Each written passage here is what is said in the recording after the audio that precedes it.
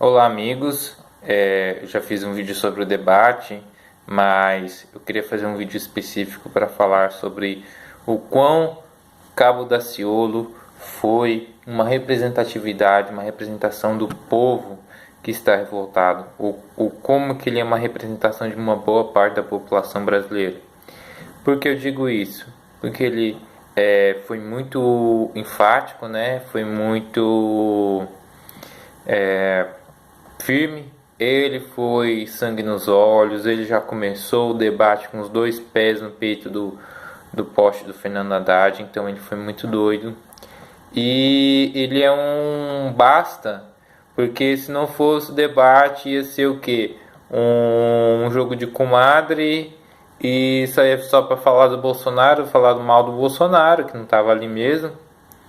E até que o próprio Ciro Gomes foi um pouco infeliz na fala dele, porque ele teve aquele sangramento lá na uretra. Beleza, é uma coisa grave, colocou sonda, mas ele quer comparar com alguém que teve a barriga aberta.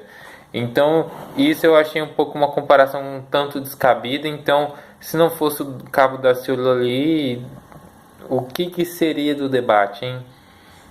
O debate ficou divertido, virou uma comédia, virou um grande espetáculo. Porque que acontece? Se o Cabo da Ciolo não estivesse ali, ia ser que nem aquele debate chato da Gazeta. O debate da Gazeta foi no UO. Foi à tarde, foi um saco o debate da Gazeta. Então eu que ainda coloquei o chapéu no último vídeo, vou colocar aqui de novo, ó. Chapéuzinho aqui, tal. Chapéuzinho. E Cabo Daciolo, tiro o chapéu para você. Por que eu tiro o chapéu para o Cabo Daciolo? Porque, por mais que ele não tenha muito conhecimento de geopolítica, de economia, de muitas coisas, o próprio Fernando Haddad jogou isso na cara dele, mas veja bem, ele é um brasileiro que é vítima do sistema. Por que ele é vítima do sistema? Porque ele é como a maioria dos brasileiros que não tem acesso à informação, que é enganado pela mídia, que tem a cultura destruída. Que a nossa cultura é querer que o brasileiro seja malandro, sem vergonha, que queira passar a perna nos outros, só se dá bem, que é só carnaval, novela da Globo, pagode, funk e alguns sertanejos, que seja fútil, consumista e egoísta. Então alguém que tenha a fé e tal, ele leva consigo essa coisa da igreja, porque ele é muito religioso. Desculpem, essas coisas só acontecem quando começa a gravar vídeo. Ele tem a fé dele. Por mais que eu ache errado ele se colocar como uma figura muito caricata, de glória a Deus virar meme, mas ele representa uma parte da população que é cristã, protestante. Eu sou católico, então os católicos não têm essa coisa caricata que muitos protestantes têm. Mas é aquela coisa, ele tem a fé dele, traz consigo seus valores de ser um homem cristão. E isso é um pouco demonizado por alguns setores da política. Não estou dizendo que fulano de tal é satanista, fulano de tal é ateu, que eles são contra a igreja, não sei o que. Não estou falando que é num caminho de mãos dadas, de certa forma, porque alguns políticos eles não querem se envolver muito, apesar que alguns querem e fazem questão. E tem a tal da bancada evangélica, mas ele, por mais que ele seja um cristão protestante e tudo, você vê que ele tem um bom coração por muitos sentidos, porque o próprio evangélico é taxado de muitas coisas. Existe um preconceito contra os protestantes. Então é como se fosse um estereótipo. E ele por mais que ele tenha essa coisa de pastor e tal, de alguém que parece que está ali para pregar, ele tem um bom coração, ele quer fazer muita coisa pelo Brasil, mas ele não tem as ferramentas certas. E ele faz o que ele pode, então ele está ali, a missão dele é ele falar, eu vou ser eleito em nome de Jesus, mas ele sabe, mas aquilo ali é como ele fosse, não, eu tenho que fazer alguma coisa. Então, já que eu não vou conseguir, então vou pegar esses caras, ó, e dar neles. Porque ele já não tem o Bolsonaro. O Bolsonaro não tem condições de ir nos debates, né? Eu acho que ele não vai não dar Globo, não. Ainda vão falar que ele vai amarelar. Aí o Daciolo ali, ó, só pra dar uma voadora no Haddad, pra dar uma voadora no Ciro, pra dar uma voadora na Marina, até no Guilherme Boulos. Guilherme Boulos, eu não tô nesse meio não. Eu não. Aí ele ficou meio sem graça. Ele ficou, eu não. Mas ele é meio que sim, porque se você for ver, o Boulos ele meio que tá puxando o saco do Ciro e do Haddad. Ele tava ali pra meio que pra afagar o Haddad. Ele, ó, acho que o Lula falou, ó, não critica nada do PT não, que a gente é nós, tá? É nós, companheiro. É nós, companheiro. Não é pra falar mal do Haddad, não. Aí você vê que o Guilherme Boulos não faz uma crítica ao PT. Uma crítica. Ao menos em 2014, a Luciana Genro, ela falava, o PT fez isso, o PT fez aquilo, o PT foi que nem os outros. E o Guilherme Boulos não, ele só sabe falar do Bolsonaro. Ele não fala mais de mais ninguém, a não ser do Bolsonaro. Fala do Alckmin e do Meirelles, que o Meirelles é banqueiro. A Luciana Genro, ela falava era de todo mundo, meu amigo. Ela falava da Dilma, do Aécio, da Marina, do Levi Fidelix, do pastor Everaldo. Ela tretava mesmo, tretou com a Aécio no debate da Globo. E falando, não, aponte o dedo para mim, que não sei o que, baixe sua voz comigo. Ela já era mais corajosa. Guilherme Boulos é aquele carinha ali que ele é meio que marionete mesmo, cara.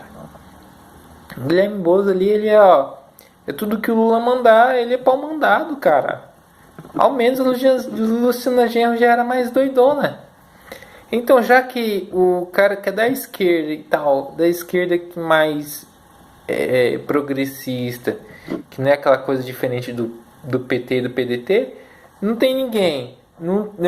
A pessoa que seria de um partido mais de esquerda radical é a vice do Haddad. Então o que sobra? O Daciolo. O Daciolo que é extremista, não sei se ele é extremista, mas você vê que o cara ele quer fazer as coisas do jeito dele. E ele tem talvez um modelo socialista na cabeça dele. Talvez. Mas ele fala o comunismo, ele fala do comunismo. Mesmo eu acho que ele sendo um pouco socialista, mas ele sabe que se pender muito pro lado comunista da coisa vai dar merda. Talvez eu veja ele como um nacionalista. Eu não vejo ele como um fascista. Por quê? Porque eu acho que ele por mais que ele tenha a visão de fé dele, a visão de nacionalismo, que ele queria derrubar as estátuas da Van, o que eu acho que não tem nada a ver. O pessoal acha mal barato as estátuas da Van, mas para ele significa muito aquilo. Para ele é uma afronta, porque ele é um nacionalista. Talvez ele seja uma mescla de um pouco de direita e esquerda em alguns pontos. E ele é interessante porque ele é uma figura de um político de décadas atrás. Ele é uma figura de um político de pelo menos uns 40, 50 anos atrás. E agora, como a gente teve esse período do regime militar, a gente ficou o quê? De 61 até 89 sem eleições. Então, evitamos... o regime militar foi ruim? Foi. De certa forma, teve muitos problemas, sobretudo na economia. A economia ficou do Brasil. Teve aquele milagre econômico? Teve, mas depois deu umas cambaleadas. Mas era isso ou era o quê? O comunismo. Então, foi bom e ruim por um lado. O melhor fato é que a gente se livrou do comunismo. Então... o mundo há 40, 50 anos atrás era totalmente outro. E eu acho que os jovens de hoje, eles enxergam o passado com a ótica de hoje. Eles não entendem, foi uma coisa horrorosa e tal. muitas pessoas morreram, mas também o outro lado que não estava lutando por democracia, eles estavam lutando para colocar a ditadura deles. Então meio que foi os militares se anteciparam e eles mesmo tomaram o poder e fizeram a intervenção deles. Só que eles ficaram 21 anos. Só que o que acontece?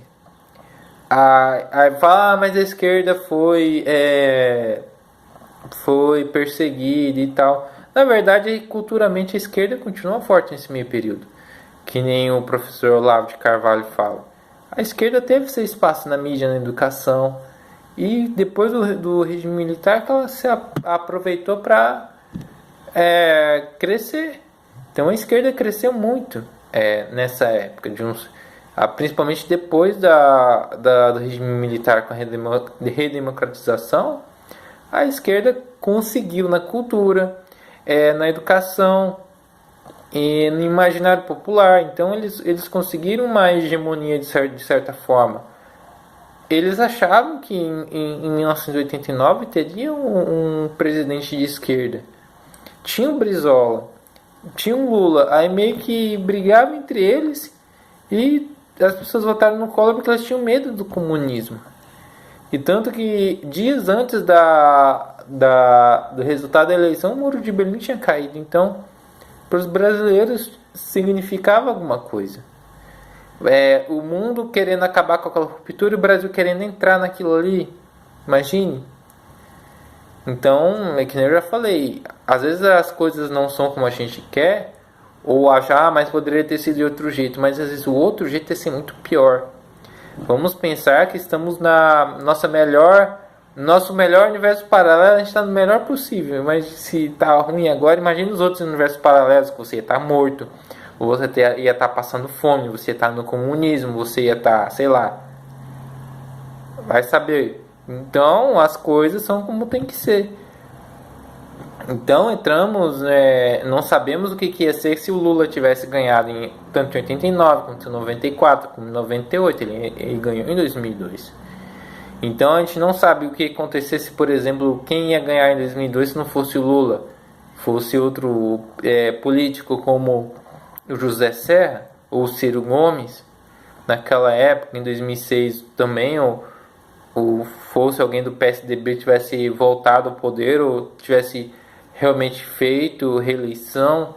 Então, ou se, por exemplo, se não passasse a emenda constitucional em 97 da reeleição, que dizem que o Fernando Henrique comprou muitos parlamentares, se tivesse que em 98 já ter que entregar o poder para o Lula ou para outro candidato, ou se não, porque assim seria de 5 em 5 anos, mas como foi meio que quebrado, porque antes a posse era 15 de março de cada ano, então era um mandato único de 5 anos. Eu acho que também, eu não sei por que houve essa mudança do dia 15 de março para o dia 1º de janeiro, eu vou pesquisar, porque o Collor, ele tomou posse dia 15 de março de 90, a eleição foi em 89, 5 anos depois da direta já, que era para ser o Tancredo e foi o Sarney. Nisso, eles achavam, não, então a próxima eleição vai ser 94, seria então a posse em 15 de março de 95, mas foi em 1º de janeiro de 95. Aí eu já pensei, não, vou fazer de 1º de janeiro de cada 4 anos. Aí eu acho que eles pensaram que assim seria melhor. Eu acho, na minha opinião, que ao invés da reeleição, deveria ser um mandato único de 5 anos. Tanto para prefeito quanto para governador, para ir para presidente, e deveria ser, tipo assim, na minha opinião, deveria ser separado pra gente ficar um tempo sem eleições, com essa putaria de cada 2 anos, a cada 2 anos, em dois anos, ter eleição. É uma coisa assim que meio que é desgastante mesmo. O horário eleitoral é um fundo partidário, essas coisas que carreata, essas coisas que é só putaria, promessas atrás de promessa. Então se fosse uma coisa que nem assim, Os anos, assim, de 5 em 5 anos. Então, no ano 0, que termina com 0 e com 5, é ter eleição para presidente. No ano, do ano 2 até o ano 7, terminar com 7, poderia ser do Congresso, do Legislativo. Aí, assim, fica um período de 2, por exemplo, 2010, 2012, aí dessa 2015, depois 2017, a gente fica um tempo entre um intervalo de 2 anos, mas depois a gente tem um intervalo de 3 anos. Eu acho que daria um respiro pro brasileiro, pra política. Eu acho que a política até seria um pouco mais estável e sem reeleição.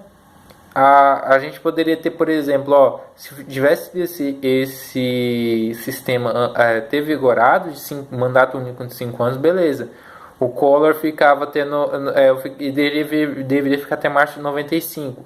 A eleição em 94, mas ele foi impeachmentado. Ficava o Itamar até lá. Se o Fernando Henrique ganhasse em 95, ele ficava de 95 a 2000. 2000 o Lula poderia ter ganho a eleição, por causa lá do crash do câmbio flutuante e tudo mais. Mas em 2005 ele já ia ter que passar a faixa para outro presidente, e poderia ser o sucessor dele. Muito provavelmente seria alguém tá vendo? Vocês estão vendo como as coisas são, como deve ser? Eu falei anteriormente que as coisas são como devem ser, né? Que a gente está na nossa melhor linha do tempo. Aí coloquei para vocês o que? Se fosse em 5 em 5 anos. Aí eu falei, não. Agora eu falei, não. Aí de 2000 a 2005 poderia ser o Lula. O mensalão estourou o quê? No meio de 2005. Então, dia 15. E a eleição, por exemplo, que seria em 2002, seria em 2004, né? Que seria em 5 em 5 anos. Naquela época que não tinha internet, não tinha rede social. Quem que ia ser o sucessor do Lula naquela época? O José Dirceu ou o Antônio Palocci. Então eles iam ficar de 2005 a 2010. Aí ia ficar revezando entre eles. Então, por mais que eu tenha dado essa ideia de mandato único de 5 anos, e eu acho que isso poderia ser proposto numa reforma política, se fosse assim no passado, poderemos ter um José Dirceu presidente do Brasil. Ou outro pior, Antônio Palocci. Essa companheirada todas. Não íamos ter Dilma. Porque a Dilma era o quê? Um plano C, plano D do PT. Para vocês verem. Como as coisas são. Por mais que a gente critique, e por mais que temos cabos da Ciolo lutando, não tem opção. É que nem eu falei, um amigo meu, não, mas vamos voltar a votar no João Amoedo e tal, vamos pensar assim, não, que ele é muito bom. Eu não concordo com o João Amoedo, mas o João Amoedo não tem chance. Quem sabe daqui 4 anos, se Bolsonaro não for um governo grande coisa, o João Amoedo se candidatar e ganha força. Ele pode ganhar força, mas agora não é o momento dele. Não é a hora dele. Quem sabe daqui 4 anos, daqui 8 anos. Se fosse um mandato único de 5 anos, o Bolsonaro só ficava 5 anos, depois que 5 anos a gente entregava para o João Amoedo. Porque eu acho até saudável ter essa rotatividade de poder, não ficar num partido só. Seria, beleza, o Bolsonaro pode até fazer um bom governo, mas depois vai ser candidato só do PSL, o sucessor vai só do PSL vai ganhar, para manter o trabalho do Bolsonaro, beleza. Mas se acontecer que nem aconteceu com o PT, que nem começou com o PSDB, mas o PSDB já desandou antes, não fez sucessor, o sucessor foi o Lula. Então vocês veem que não compensa ter um sucessor, que o sucessor não é garantir que o trabalho continue. Que nem a Dilma fez um monte de cagada. Então é nessa hora que é bom ter uma alternância de poder. Então, quem sabe daqui 4, 8 anos, João Amoedo, com as ideias mais liberais dele, talvez dê até mais certo no futuro. Mas agora não é a hora. Ele é novo, ele pode disputar novas eleições. Então ele é bem atleta, né? Ele é triatleta e tal. Então ele está jovem ainda. Pode ser presidente daqui a 8 anos. Quem sabe no futuro ele esteja profetizando que é o Bolsonaro entregando a faixa para o João Amoedo. Mas temos que ver que o cara nem nos debates vai. O Daciolo vai, ele não vai. Mas o Daciolo tá ali para ser ponta de lança. É para bater nos caras mesmo. Senão ficar um jogo de comadre. E é isso que ele é útil. Então, esse próprio sistema que gerou o Daciolo, gerou o Bolsonaro, que é criticado, mas o falar, o Bolsonaro votava no PT no passado, elogiou o Hugo Chávez, mas ele se arrependeu. Então você vê que o cara viu que estava na coisa errada e mudou. O Daciolo foi cooptado pelo pessoal? Foi, mas ele viu que era uma merda, que era contra ao que ele acreditava como cristão e os valores dele. Ainda mais que, como ele é muito nacionalista, o pessoal de esquerda, eles não querem saber disso. George Soros, ele é o quê? George Soros, ele quer subjugar todo mundo numa coisa só, é um globalista. Então, o PSOL, que é financiado por esse povo, não gosta disso. Então, o Daciolo, ó, deu linha na pipa, sai do PSOL. O Bolsonaro também saiu do partido que ele estava, o PP. Porque o PP é um partido puta. É partido das putas. Porque o PP só quer ficar onde tem governo. Onde é governo. Ele, o PMDB, quer estar onde tem vantagem. Então ele achava que o Lula era bom naquela época, porque ele era contra o Fernando Henrique, aquela coisa toda. Ele tinha aquela visão mais nacionalista, mais estatizante, agora ele vê que isso não dá muito certo. Então, que nem eu falei, as pessoas têm direito de mudar de opinião. Quem sabe no futuro eu não mude de opinião também. Todo mundo é livre. Que nem eu falei pro cara. Você é livre para votar no João Amoedo, eu respeito isso. É melhor do que você votar no Haddad. Beleza. Mas pensem, não crie expectativa. Não cria expectativa, porque eu sei que o camarada é muito mais crítico ao Bolsonaro do que a esquerda. Ele vai votar na Haddad se tiver segundo turno. Não tem boca, ele não vai votar no Bolsonaro. Mas ele quer votar no João Amoedo, ele acredita. Muitos caras que eram possíveis eleitores do PT, da esquerda, de um Guilherme Boulos da vida, vai votar no João Amoedo. Então o João Amoedo tem um papel também importante para desvencilhar esse povo. O João Amoedo e o Daciolo podem ter nos ser vencedores, mas eles estão contribuindo um pouco com essa eleição. Então eles têm os seus valores e isso é importante. Eu acho que me estendi novamente, mas tchau, tchau.